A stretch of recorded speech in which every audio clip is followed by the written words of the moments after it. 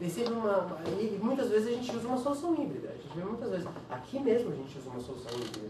Eu posso usar aplicativos via Terminal Service quando eu estou fora, e aqui dentro eu tenho no meu notebook meus aplicativos.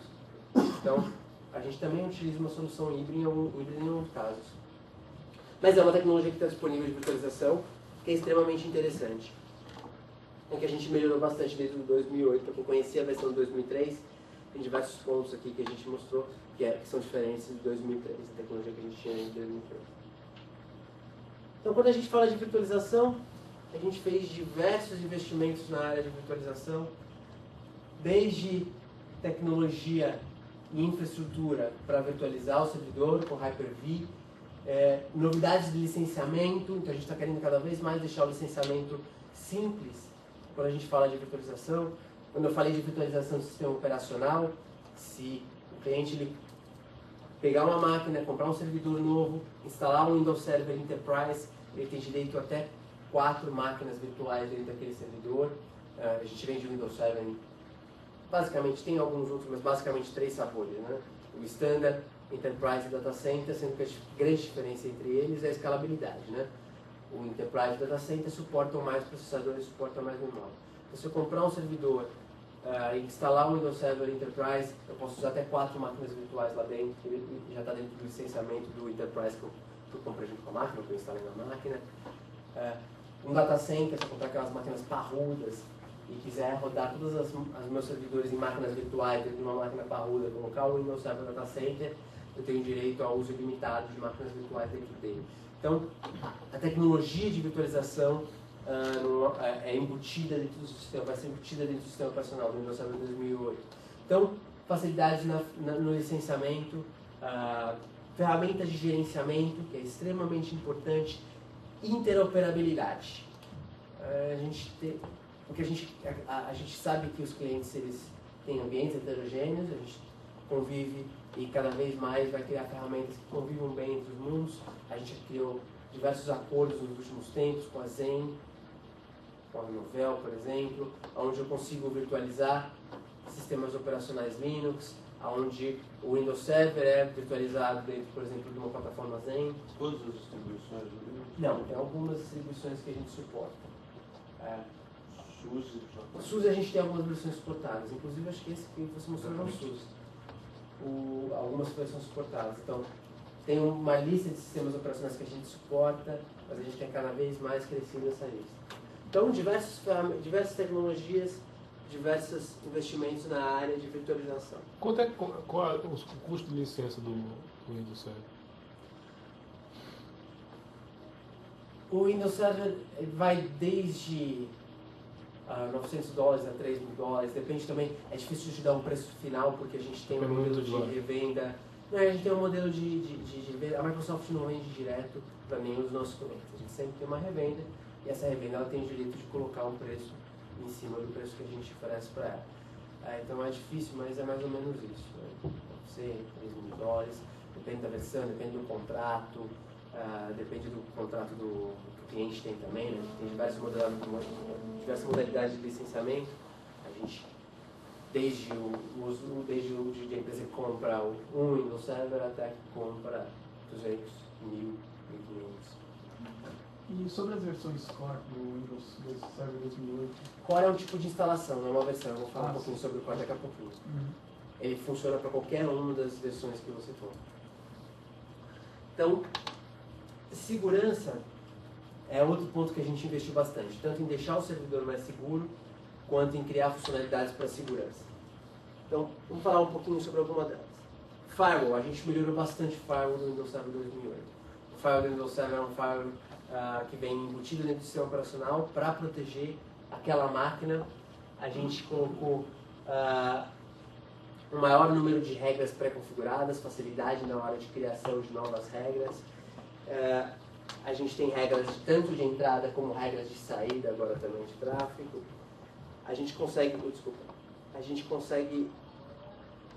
restringir redes através de regras e a gente consegue configurar o IPsec dentro da mesma ferramenta de gerenciamento.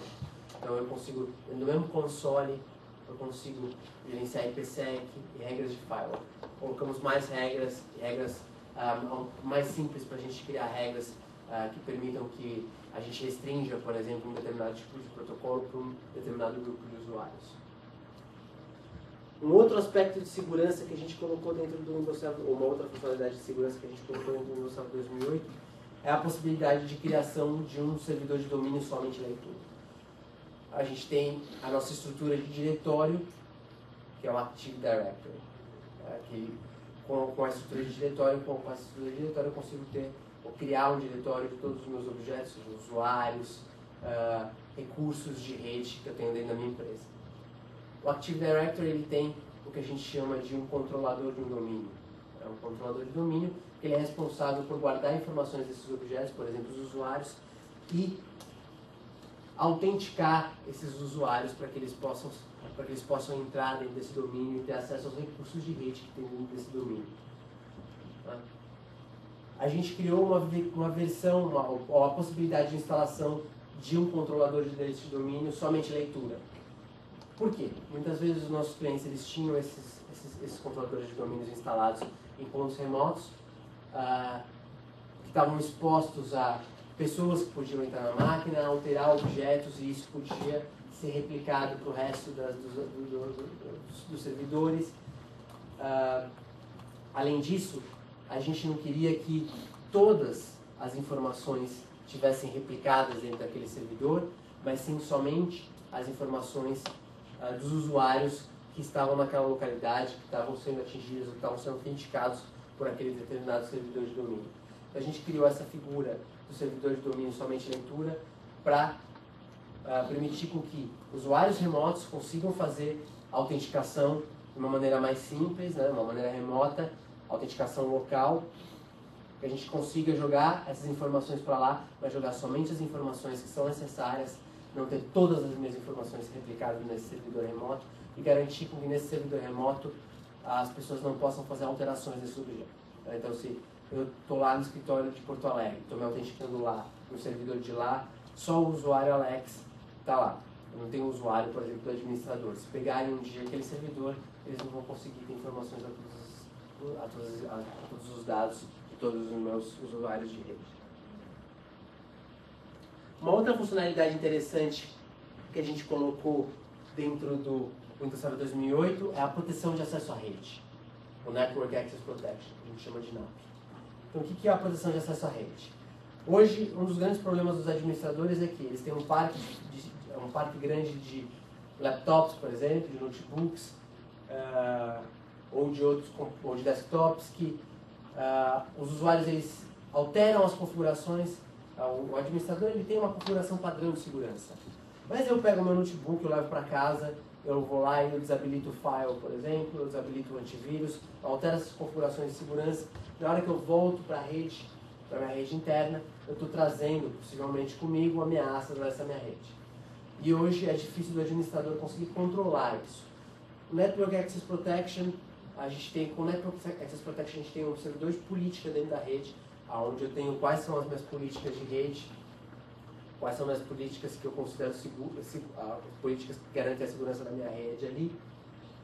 Na hora que eu vou pegar meu notebook, eu levo para casa, desabilito algum tipo de configuração, volto para a rede. Na hora que eu vou pedir o acesso de novo à rede, o que acontece é que esse servidor de política vai checar se meu notebook está de acordo com as políticas de segurança da minha rede.